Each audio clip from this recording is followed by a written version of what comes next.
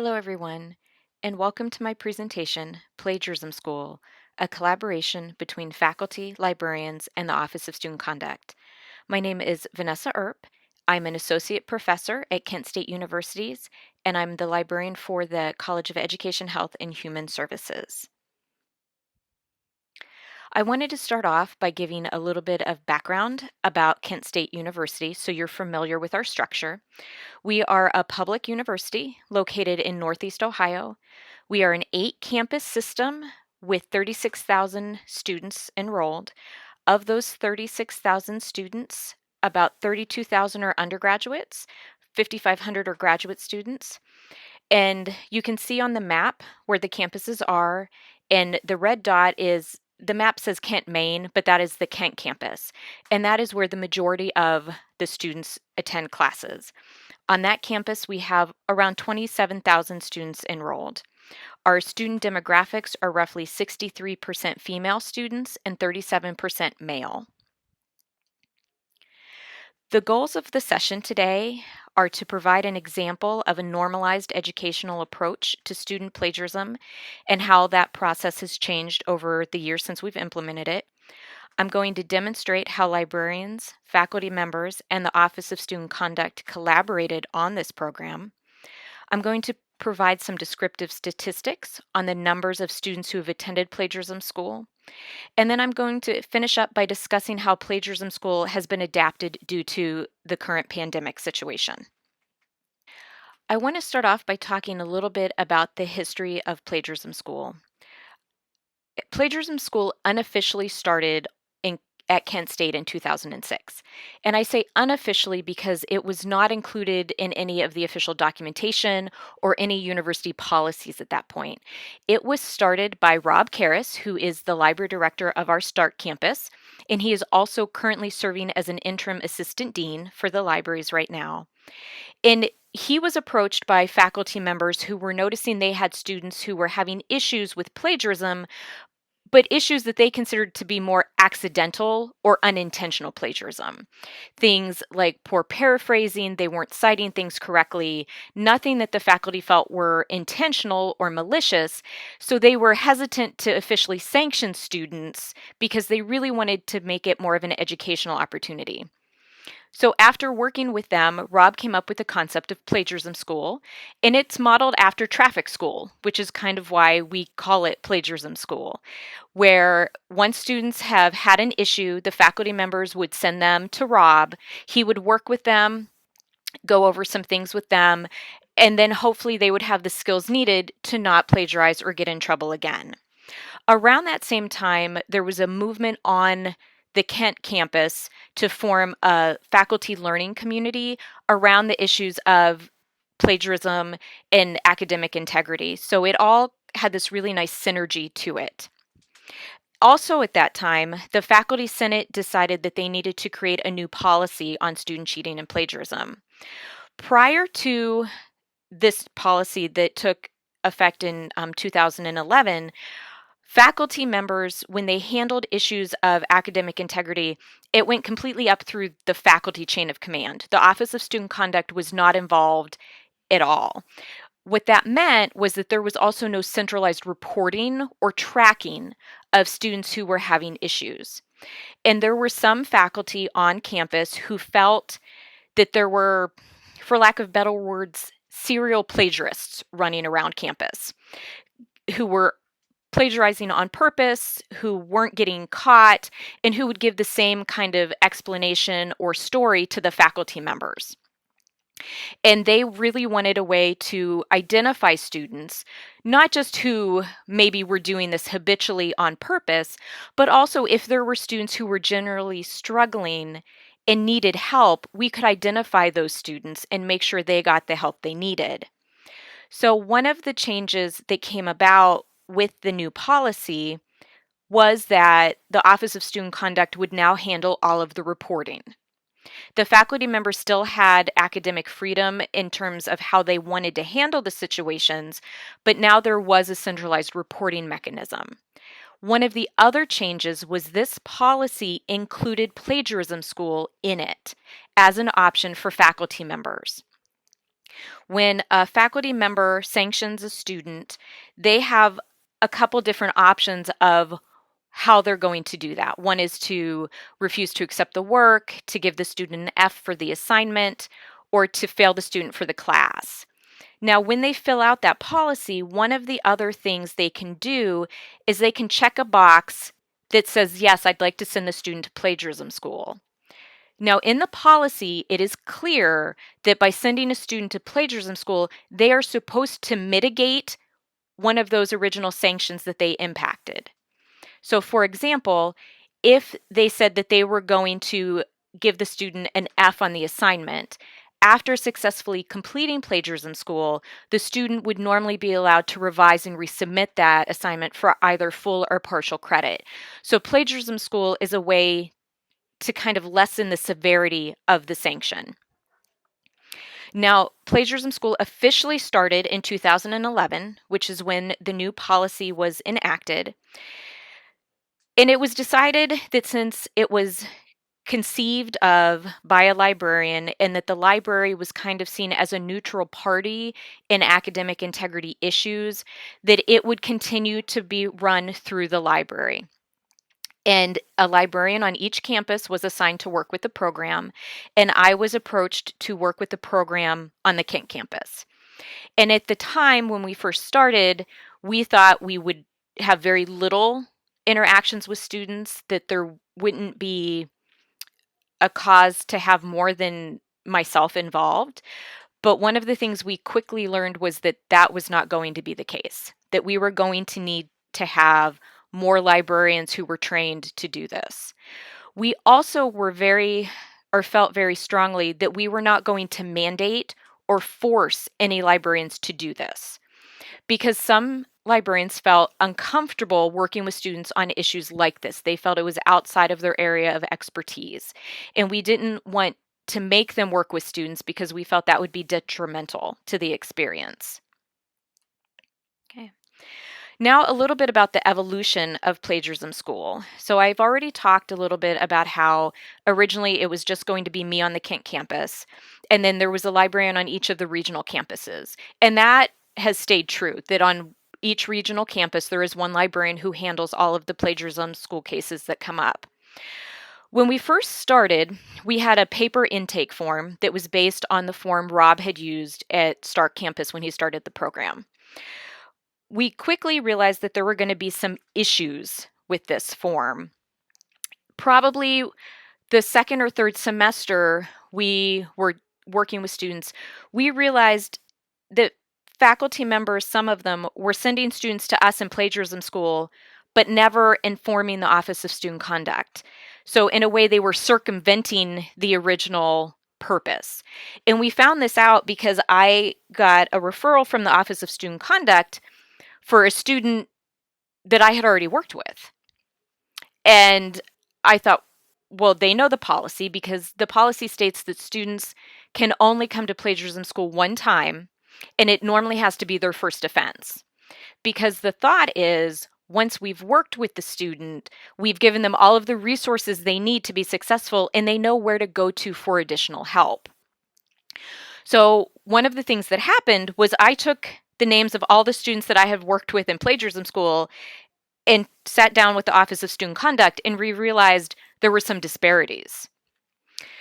And we couldn't figure out a way to work around that in an efficient manner. For a few semesters, what would happen was when I would get the paper form, I would contact the Office of Student Conduct and say, hey, I have the student referred from this professor in this class. Do you have them in your list? And then they would say yes, great, I would proceed and work with them. Or they would say no, and then I would reach out to the faculty member and explain that they had to officially sanction the student for them to be eligible to come to plagiarism school. Now, some instructors were fine with that. Others didn't like that. They were very hesitant to do anything that was a sanction, even as we explained that this was really an educational opportunity. There was nothing detrimental that was going to happen to the student. We just really wanted to make sure we had a record of it. So if a student continued to have problems, we would be able to reach out to that student and address them and try to make sure that the student got the help that they needed. Another thing that had to happen was in the policy, it states that for a student to be able to come to plagiarism school, the faculty member has to think it's a good idea, the student has to agree and think it's a good idea, and I, as the representative from university libraries, have to think it's a good idea. And this was really important because early in the process, we realized we had faculty members who would want to send students to us kind of in a way just because they didn't want to have to deal with it. So we had faculty members who were trying to send us students who cheated. And we had to explain to them, this is a remediation program for plagiarism, not for cheating. I can't remediate that at this point. We're not set up to do that. But also, early on, we had to decide, what kind of students were we going to work with? And it was basically students who, it was writing based, it was accidental or unintentional. We decided that we would not work with students who purchased papers, just because at that time we felt there was a piece there that's intent, that the student knew what they were doing when they went out and they purchased a paper. Now, as we get ready to revise the policy, that's a piece that we're going to look at, just because I want to be able to help as many students as possible. But also, we wanted to make it very clear that the student could not be forced to attend plagiarism school, because the library did not want to be seen in that light by students. We didn't want anything that would negatively impact their view of us. So if a student decides that they do not want to come to plagiarism school, they don't have to, and that original sanction stands. And we make that very clear, which is part of the reason we had the form, because the form was an agreement between the faculty member, the student, and the library. So if the student didn't sign the form or turn the form in, then that was them basically saying, no, I don't want to work with this program. So one of the things that we did to help kind of alleviate these problems that came up with the paper form was, on the Kent campus, we moved to an electronic system. The regional campuses still did the paper form because they're smaller, and the librarians on those campuses tended to know all the faculty members.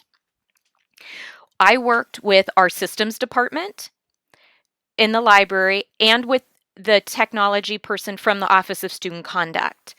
And we created an intake form that was actually linked through the advocate system that the Office of Student Conduct uses. So what would happen is, when a faculty member fills out the official sanction form through advocate, there's a box that they check that says, yes, they want to send the student to plagiarism school. When they check that box, it triggered something in the system that I would then get notified with all of the pertinent information, and I could reach out to the student. This also helped make scheduling easier, because prior to the online system, there was a lot of back and forth emails between the librarians and the students, and I had a file drawer and cabinet that was just bursting to overflowing with these forms and trying to keep track of everything. So what was nice about the system is that when the information came to me, I could look it over. Then I would email the student and they would digitally sign that form. Once they signed that form, I would assign them a librarian, whether it was myself or a subject specialist. And then the librarian would be notified that they had a student. They could go into the system, put in their times that the student could then select from. And what's nice is that if we were working with multiple students over a week, once a student selected a time, it disappeared from the system, so there was no incidence of double booking. And that worked really well with the scheduling. Then with the sessions with the students, we work with them. It does really well, and we'll get into what goes on in the sessions in a little bit. But it also then allows us to follow up with them if we need to. Okay. So this is a screen capture of what the Plagiarism School tool kind of looks like, and I've blacked out any identifying information from the students. But you see we have the student's email, the instructor email, the campus, the course number, the librarian who's assigned, the session date, and the status. Now, in the Plagiarism School tool, because I'm the administrator, I can see everything. But the librarians can only see the students they have been assigned to work with. And this is a nice way for me to be able to go in and see what's going on.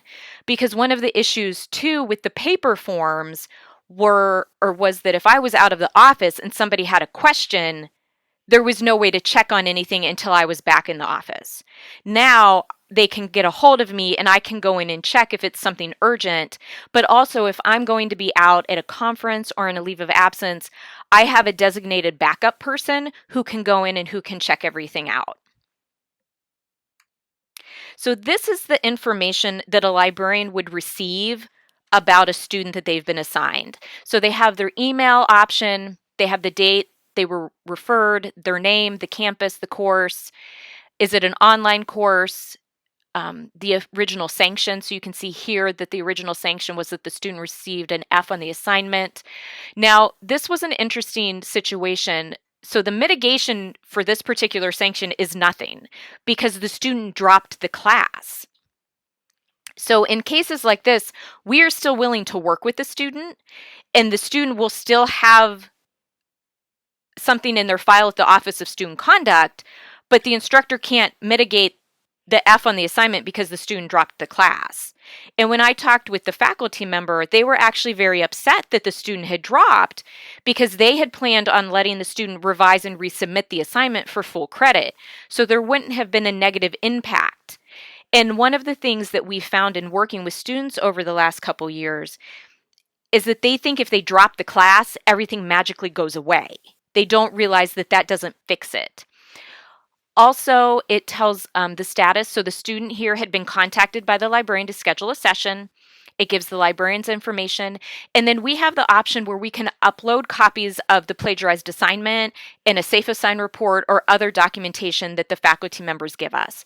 So it's a really nice centralized location where we can store everything that we need.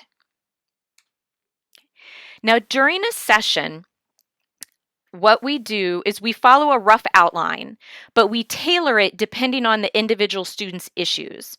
The first thing that we always do is we review the policy with the students. And one of the reasons we do this is because I know from personal experience, from the classes that I've taught and that I've worked with, when we go in and I'll ask the students, how many of you have seen on a copy of your syllabus some language about academic integrity, cheating, or plagiarism, and it has a link to the university policy? And without a doubt, almost every hand goes up. Yes, they've seen the policy, or they've seen the link, they've seen the language. But then I ask them how many of them have actually ever clicked on that link and gone out and looked at the policy. And I've been doing presentations and workshops on this since probably about 2011. And I would have to say in all of those years, it's probably less than 15 students that have said yes, they've actually gone out and they've looked at it. So I like to go over it with them, just hitting the high points. And I make sure to tell them that they need to know the policy, not just so they know what they're responsible for, but because it tells them what their instructors are responsible for. And when I approach it like that with them, that it also is there to hold their instructors accountable, then it makes a little bit more sense. And I explain to them that, there are these policies in place and that if an instructor is going to fail them for a class because of plagiarism, they can't just give them an F. They have to report it to the Office of Student Conduct because then that triggers the process that notifies the student and lets the student know that they can appeal. And there have been times, unfortunately, where students have failed classes because of plagiarism. The faculty member never reported it, and the students left wondering what happened. And then the student ombuds has to get involved, and it's a much messier situation. And I explained to them that maybe they did plagiarize, but maybe they felt that the penalty that the instructor gave them was too harsh. So there's a process for appealing that in the policy. And I really try to couch it that way. And then we go over the difference between cheating in the policy and plagiarism in the policy. And we talk a little bit about how when professors look at sanctions, they kind of look at what happened on a scale from a low end being somebody who messed up their citations or accidentally forgot to cite something, up to a student who goes out and buys a paper on purpose, right? And importance, things like that. After we review the policy and we talk about it, we review the assignment that the student had issues with. Because one of the things that we have found is that sometimes if students may be combative with their instructors, but they're normally not combative with us because they see us as that neutral entity. And because we approach it from an educational point of view. And when we were still meeting with students in person, I made sure I always had tissues, I always had water, and I always had candy. And sometimes students would need all three. Sometimes they wouldn't want any. Sometimes maybe they just want tissues and chocolate. It all depends. Now, we have had some combative students, and we just work with them the best that we can. But we review the assignment with them because sometimes hearing things from somebody else in a different manner that they know have no control over their grades, that gets through to them a little bit more, or it may just be hearing it explained a different way is helpful. We will offer specific citation help if that's what they needed. We may also refer them to the writing commons if they have what we consider more severe or more serious issues with writing in general. We do have about 10 case studies that we pull from to go over with the students to make sure that they can identify and explain why something is considered plagiarism and why something is not. We never go over all 10 of them in a session. I normally pick maybe 3 or 4, depending on what happened. And then students are given homework. And this is one of the things that has changed over time. When Rob originally started doing the plagiarism school sessions, the homework was a paper that had messed up citations in it. Well, that's okay, but students had various issues with the types of citations they were using, and some students saw that as busy work. And what we wanted to do was really make it beneficial for the student. So in cases where the students were going to be allowed to revise and resubmit that assignment, that's what we made their homework for us. So we would tell them you need to revise and resubmit your homework, that they needed to revise that assignment, send it to us, let us look it over to make sure they addressed the issues we mentioned, and then they were done. Sometimes we would provide back and forth if there were still things that were really messed up. Or I can remember there was one particular semester where one of our programs on campus, one of our graduate programs, recruited heavily from a certain international population. And the students really struggled with writing. And that semester, we had every student from 2 graduate classes sent to us within the span of 2 weeks. We're talking like 50 students. And we met with them, but when they would send us the homework back, it was the same thing. They hadn't changed anything. And it got to the point where they would come to the library and where our offices weren't locked, and they would just walk in and find the librarian and ask, "Why haven't you passed me yet?" So we had to reach out to the Office of Global Education. We had to reach out to the department. And what finally, I think, made the students understand that they had to fix it was us telling them, you have one more opportunity to fix this homework assignment. If you don't fix it, you will fail the class. So that actually led to us implementing a policy where students get 3 tries to correct and revise the homework assignment that we give them. And since we've implemented that policy, we haven't had any more issues. Now, sometimes students, the original sanction from the faculty member is that they're going to fail the class if they don't come to plagiarism school.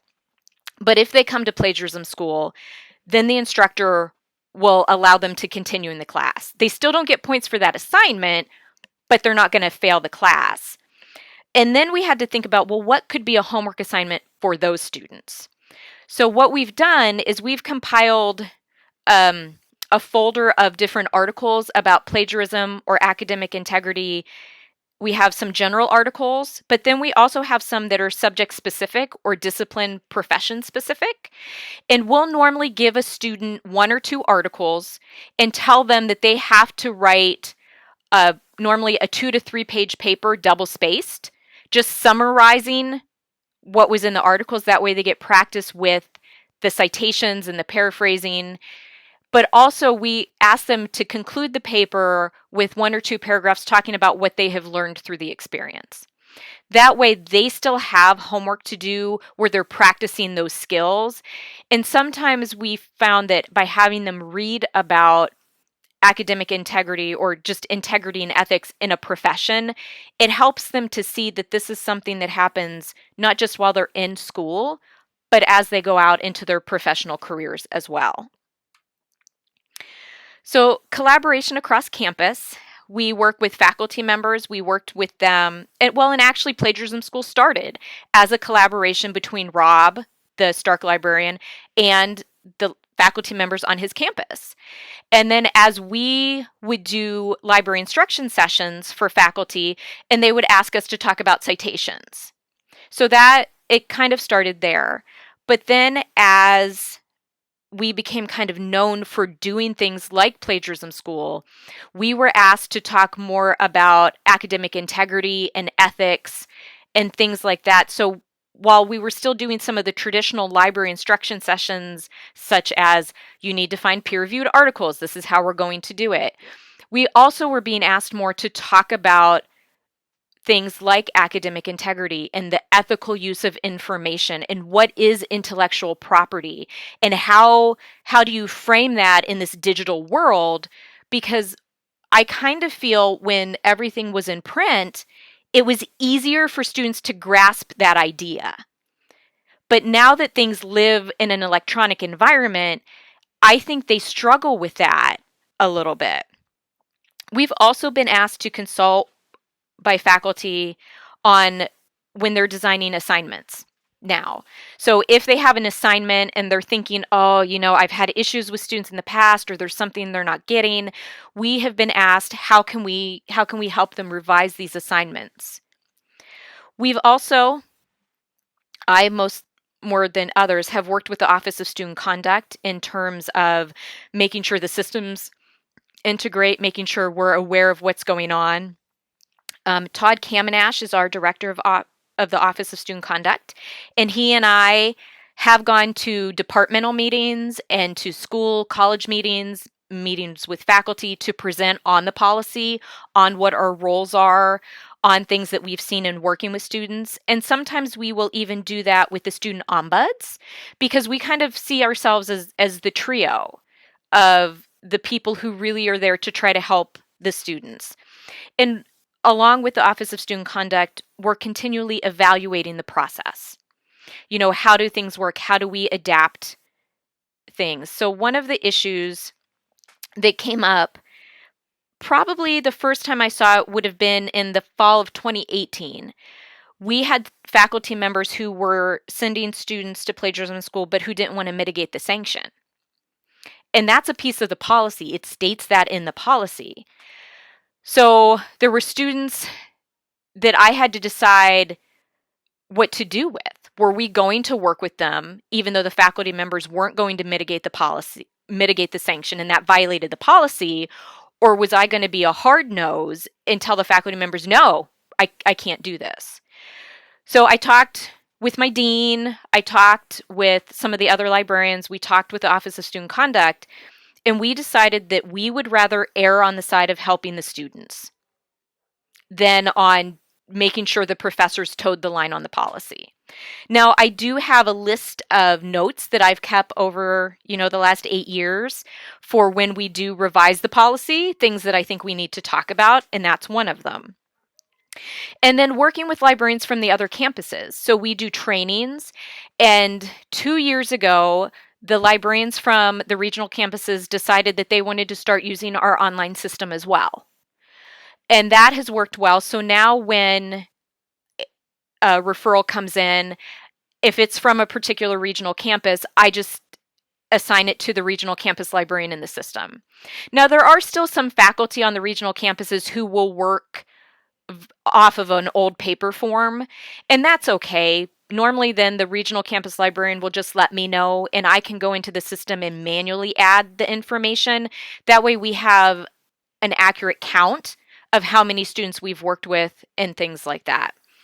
And then we're constantly, reading, looking, sharing information, presenting at things like Faculty Senate. So I wanted to provide just a few descriptive statistics about what is going on or the things that we've seen.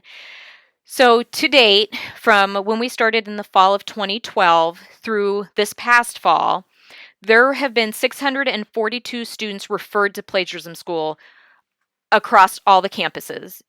The bulk of them are on the Kent campus because we are the largest. Of those 642, 22 students we deemed were not eligible for the program, whether that was because it really wasn't an issue of plagiarism, it was more an issue of cheating, or sometimes the instructor would change their mind. I remember there was one particular case where we just didn't know what to do with the student. It was a class in our VCD program, our visual communications design, and the faculty member, the students were doing an in-class like free drawing assignment where they were working on fonts, and the faculty member said that the student had plagiarized a font, and we didn't know what to do with that. And I mean, we worked with the faculty member and we talked to them, but in the end, we didn't know how to help that student. So in that situation, the faculty member and the student kind of figured it out. And there was another case where it was a journalism or mass media class, and the student was accused of plagiarizing background sounds in their audio recording.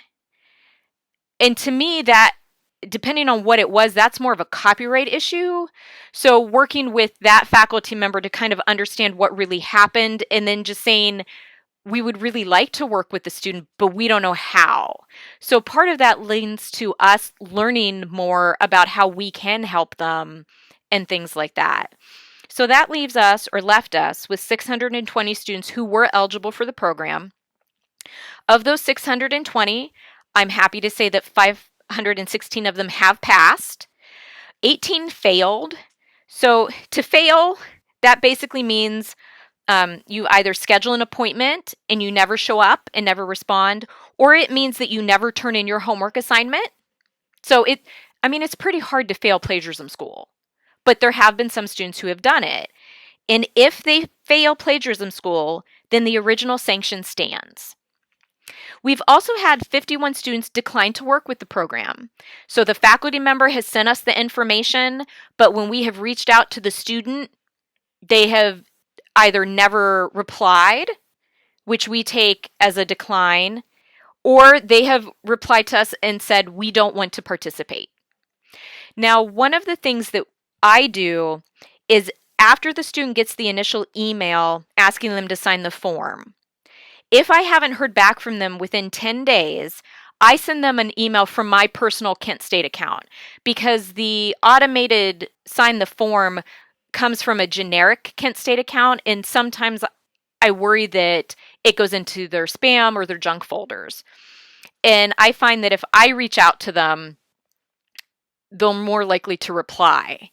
And sometimes students will say, I don't want to attend, or they just never reply to me. And then I give them 10 more days. And if I don't hear back from them after that 10th day, then I mark that they declined. And I put all of that in the email that I send to them.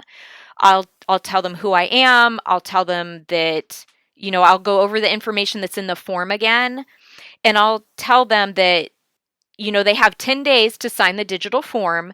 If they don't sign the form in 10 days, we take that to mean that they declined to come to plagiarism school, and the original sanction, and I put in the email what that is, will stand.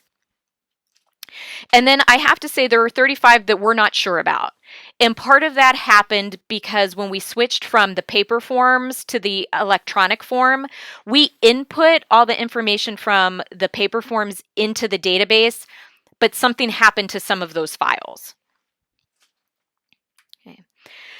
The most common sanctions that faculty tend to give to students are they refuse to accept the work, they give an F for the assignment, or they give an F for the course. Those are what they choose from, but you can see here kind of how it breaks down. And the most common remediations are if it is they refuse to accept the work or they've gotten an F for the assignment. Most faculty will allow the students to revise and resubmit for either full credit or partial credit. Now, for the faculty members who give the sanction of you're going to get an F for the course, their mitigation is that the student can continue in the course and have the opportunity to pass. When I go back through and I look at the information we've been given on the courses, the majority of the courses are undergraduate, 414, but you can see that we've had 194 graduate level courses send us students. And I will say that that does include doctoral level students. And then 12 are unknown just because in the data that I have, I just have a number or I have a course name. I don't have the complete information. And also, when we talk with the students, there's lots of reasons that they've plagiarized. Whether it's poor writing, whether it's they ran out of time, whether they were scared, whether they didn't know what they were doing was plagiarism.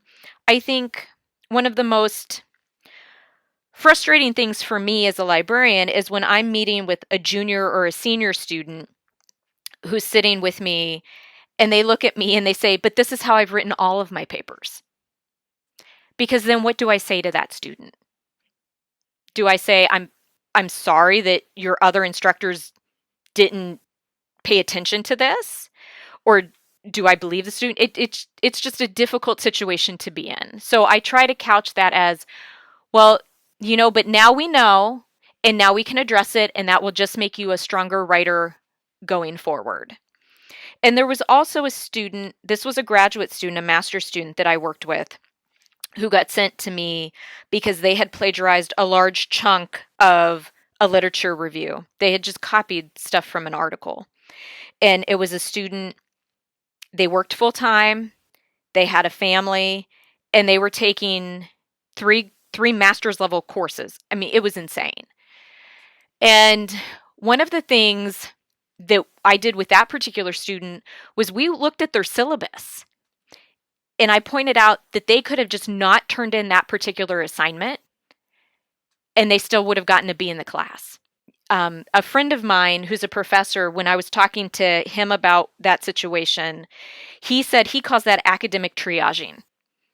And it's what he did as a student, and it's what he does as a doctoral student. He prioritizes certain assignments, and he tries to get everything done, but if he can't get everything done, he knows which assignments he can let drop off, or which assignments aren't as important. So I think talking to the students, too, in the sessions, and being very honest with them about, sometimes this is what has to happen. Okay, so now the impact of COVID-19. So in the fall of 2019, we had 19 cases. In the fall of 2020, we had 44 cases. And if you have attended any of the workshops that have been going on, you may know that some people think that there's more instances of plagiarism and cheating, but others think that faculty members are just maybe paying more attention. And I don't know. I know on the Kent State campus, we are definitely talking about it more and paying more attention to it. I will say that we have seen more cases earlier in the semester. So it's not necessarily that we're getting hit at the end, but we're getting hit kind of after that first assignment is due. And then it's kind of a steady progression. The Faculty Senate in January hosted a forum on student cheating and plagiarism, which was the first time ever. And that was actually really good. And it fostered a lot of discussion. And then at the February meeting, the Faculty Senate formed a committee to review and update the policy on student cheating and plagiarism. And I'm happy to report that I get to serve on that committee, and I'm really excited to see what we can do with it. The future. So I mentioned that we're going to revise the current policy. I am currently doing a qualitative study where I am interviewing faculty about their experiences with cheating and plagiarism. and also with Plagiarism School if they've used that. So I'm really hopeful that that data will be beneficial to us on campus, but also to me in my research. I would like to interview students who have gone through the Plagiarism School program just as kind of a programmatic evaluation. But there are issues with that. One, because I'm the person who runs the program, and also would the students feel comfortable talking about it? So those are some things that I'm trying to work through in my head. I'd like to be able to collect more specific types of data.